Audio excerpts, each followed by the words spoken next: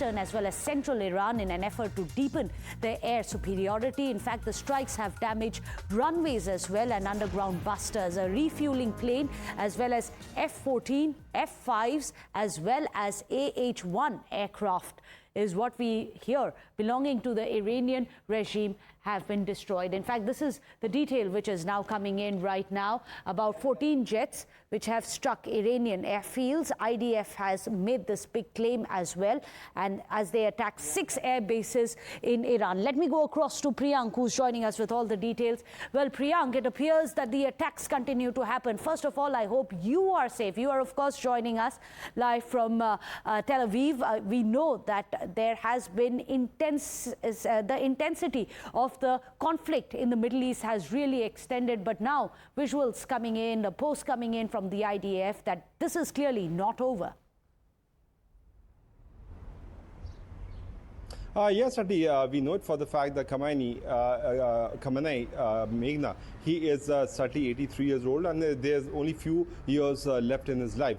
So certainly he would like to do something very dramatic for the end of his regime. He knows it for the fact that if all the powerful countries are against him, then certainly the kind of blast which has happened at the nuclear plant in Iran, it is clearly giving a picture that the US has certainly entered into war with a warning also that they should not intervene. So Khamenei will certainly try to do something very major before he is actually either eliminated or he's thrown off the path which he is holding right now. But on the other side, the IAF of the Israeli Defense Forces has made it very clear that they have hit on the western, eastern as the central command airfields in Iran, where they have done major damage to the airfield only, and also onto the runways, which are the satellite image which has been released by the IDF. So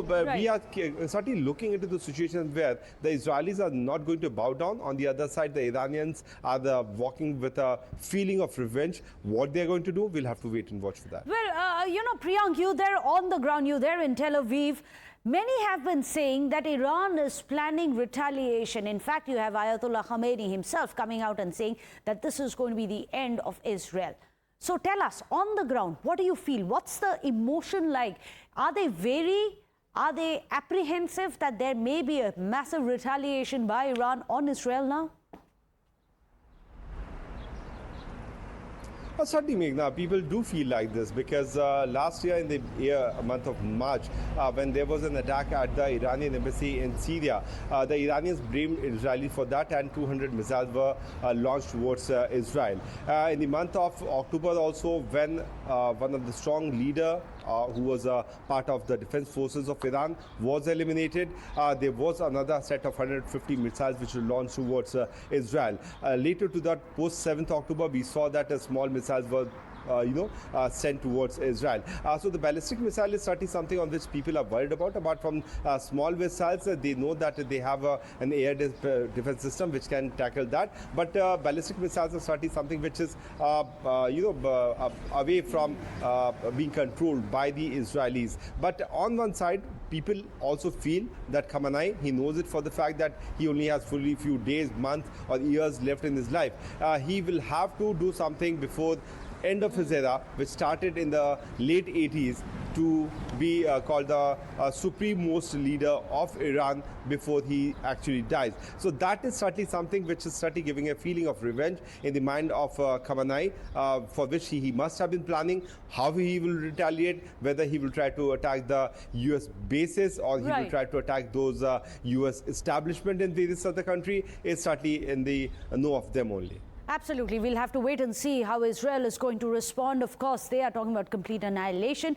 But now that Israel has also started destroying the air bases of Iran, it is going to be another escalation of the war. It's not just limited to nuke sites. Now it is air bases as well which are being taken out. Priyank earlier had in fact spoken to the leader of an opposition party in Israel, Shelley Tal Meron. In fact, she says that all the parties in Israel today stand with the government, united in the campaign against Iran's nuclear program. Watch this.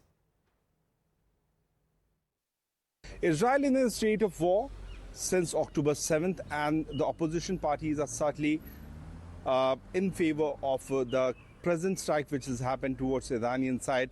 I'm joined by Member Parliament from Jerusalem, Shelley. Thank you for talking to the Times at Work. Ma'am, what is the opinion of the opposition party here in Israel regarding the bombing which happened towards Iranian side, knowing the fact that there have been so many hostages who are still there in the captivity of the Iran? Well, thank you for having me, first of all. It's been 264 days since October 7th. We have 53 hostages who are still in Gaza, our brothers and sisters who are waiting to come back home. As you know, we had 250 hostages that were taken on October 7th. For the past week, we've been having this war with Iran. Let me tell you, nobody wanted a war with Iran. We don't even share a border with Iran. We have no issue with the Iranian people. The only issue that we have is with the Iranian regime, who want to eliminate the state of Israel. They are racing to have a nuclear weapon that will destroy the country of Israel, and also to having thousands of ballistic missiles that are threatening our population. And therefore, the state of Israel had to take action. And as you said, I'm a member of the opposition.